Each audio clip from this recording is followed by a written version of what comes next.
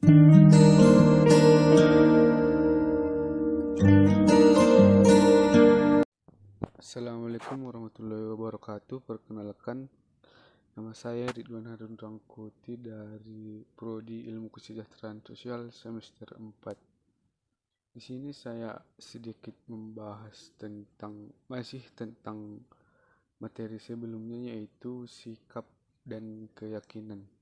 Tetapi di sini mengkaji tentang eh, kajian yang berbeda, yaitu tentang demo yang dilakukan pada tanggal 11 April yang lalu. Baiklah, kita bahas di sini yaitu struktur dan sikap. Yang pertama, sikap didasarkan pada informasi kognitif, efektif, dan perilaku. Yang kedua yaitu keyakinan memberikan dasar kognitif. Dari suatu sikap, keyakinan adalah informasi kognitif yang dimiliki seseorang tentang objek. Misalnya, sikap di tempat kerja mungkin didasarkan pada keyakinan atau kognisi tentang pekerjaan seseorang. Yang ketiga yaitu afektif.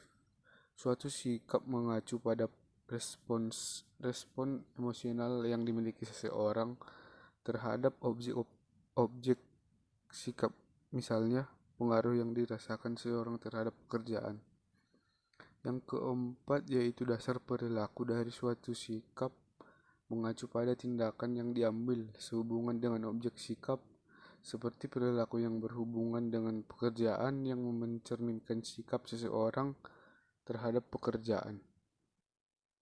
Suatu sikap mungkin didasarkan pada kombinasi dari ketiga komponen ini yaitu kognitif, afektif, dan perilaku.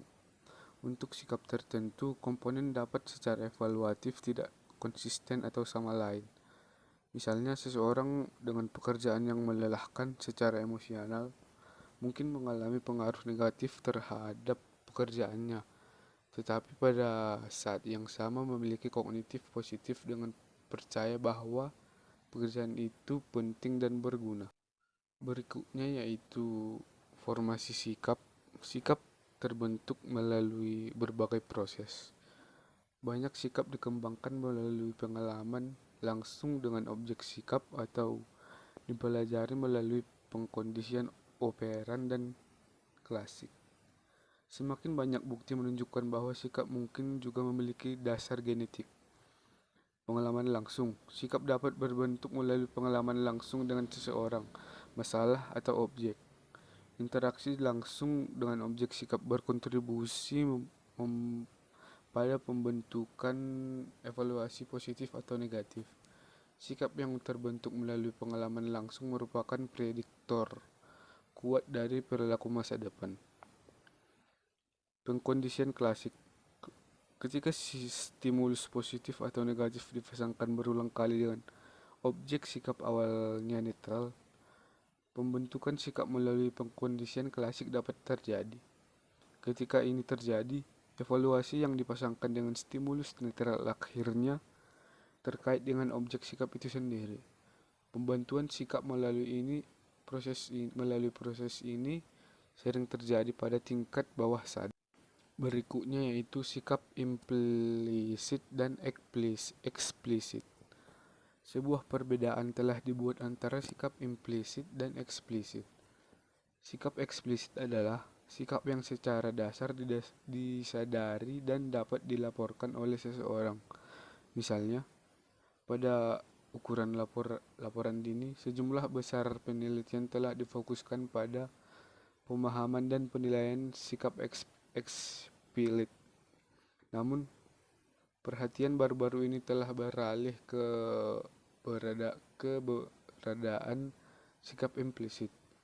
Sikap yang tidak disengaja, tidak dapat dikendalikan, dan dalam beberapa kasus tidak dapat diakses pada tingkat sadar. Meskipun sikap implisit tidak diakses secara sadar, mereka ditemukan masih memberikan pengaruh pada perilaku. Ambil contohnya seseorang yang memegang sikap seksis di tempat kerja tetapi tidak secara sadar memegang sikap ini. Ini adalah sikap implisit. yang dapat memberikan pengaruh pada perilaku kerja orang ini sehubungan dengan karyawan wanita.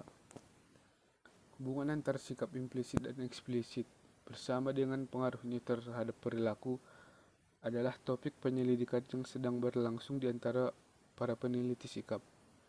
Berkenaan dengan pengukuran sikap implisit dan eksplisit mungkin memerlukan metode penelitian yang berbeda. Berikutnya yaitu pengukuran sikap.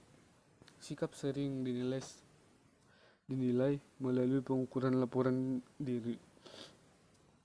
3 metodologi skala umum yang digunakan untuk menilai sikap adalah skala Thurston, skala Likert, dan diferensial semantik.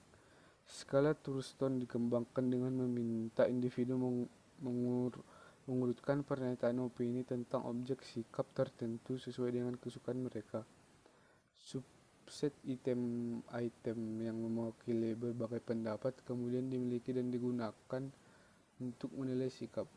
Skala Likert terdiri dari serangkaian item di mana orang-orang menunjukkan kekuatan persetujuan mereka dengan setiap pernyataan.